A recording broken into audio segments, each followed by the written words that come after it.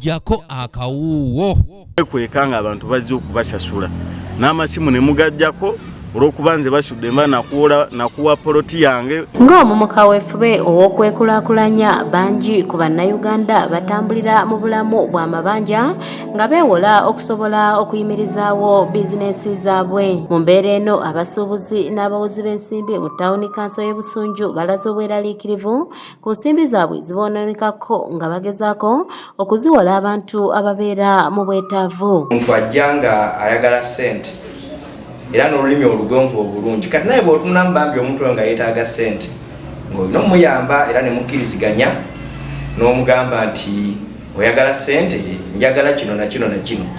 Bw'afuna akasente ng'omaze okukamuwa ate atuuka n'agayaala okuzza ssente ogenda mubanja ssente zo ssente zimpe awoza nindaamu sirina ssente. Bano bagamba nti ekisinga okubamalamu amaanyi bagenda bawozi b'ensimbi ne babawa ssente kyokka ekiseera bwe kituuka eky'okuzzaayo ssente abawozi b'ensimbi abasinga bajjako amasimu nga baagala okweddiza emisingo gyabwe. Amasimu bagajjako ofiisi ne baziggala nga balinze nti obudde buweddeyo okutwala ebintu by'abantu. Mwebali bangi ate abantu baffe bangi babatunzizza ebintu.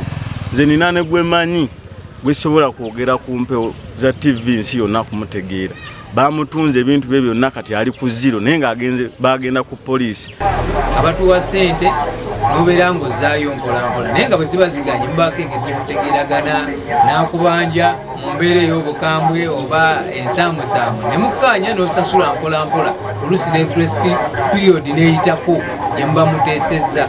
Kati bw'eba eyiseeko era abaako engeri gya kukwatamu naye kati okuba nti baleeseewo kooti eyo ayinza obutayitamu egyo mitendera. Okwogera bino babadde ku kooti mu ttawuni kanso y'e Busunju wakati mu kutongoza enkola gye batuumye small claims produce oba giyite kooti y'abantu nga abawozi b'ensimbi wano nabo basinzidde ne bategeeza nti abantu be bawola ensimbi zaabwe abasinga tebaagala kuzisasula ng'ate nabo oluusi tezibeera zaabwe. Tusanga obuzibu bunene nnyo mu kuwola olw'ensonga abaluma omuntu agenda kuluma ssente nga tolina wakumubwabira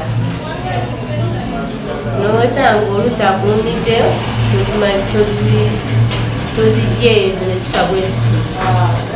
Kooti etongozza enkola eno nga bagamba nti yakuyambako okugonjoola emisango ku bantu ababanja bannaabwe amabanja naddala ago amatonotono. Okusinziira ku Mastura Mulondo akwasaganya emirimu egy'amabanja amatono mu kooti y'abantu agamba nti emisingo egiri wansi wa miliyoni 10 gye bagenda okukolangako. Tuze okutongoza enkola eyagino emisango egy'amabanja agatali waggulu wa miliyoni 10 bangambe wansi wa miliyoni 10 tegisusa miliyoni 10 egy'amabanja. Ekooti ey'amabanja ebeera kooti yangasi naye nga yo ebanja obubanja obutono. Masitula Mulondo era ayanjudde omulamuzi asingirwe Faith ng'omulamuzi agenda okubeera mu kooti eno ey'abantu ng'ategeeza nti ono wakuyamba abantu naddala abo ababeera nga tebamatidde ku nsonga y'okusasulwa. Abalamuzi ku kooti ko kwennyini babeerako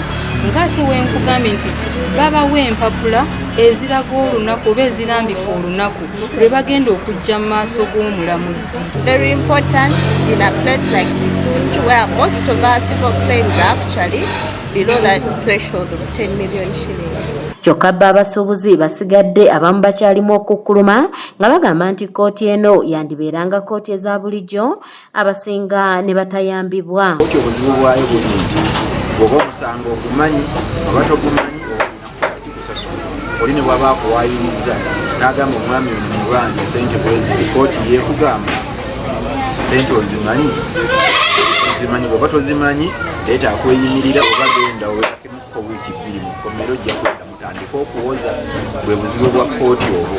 Kanyike Kevinizi yakusakidde eggulire lino ku lwa ABS Television. Munoozijjako ofiisi n'oziggala n'ogaa kati kamufune.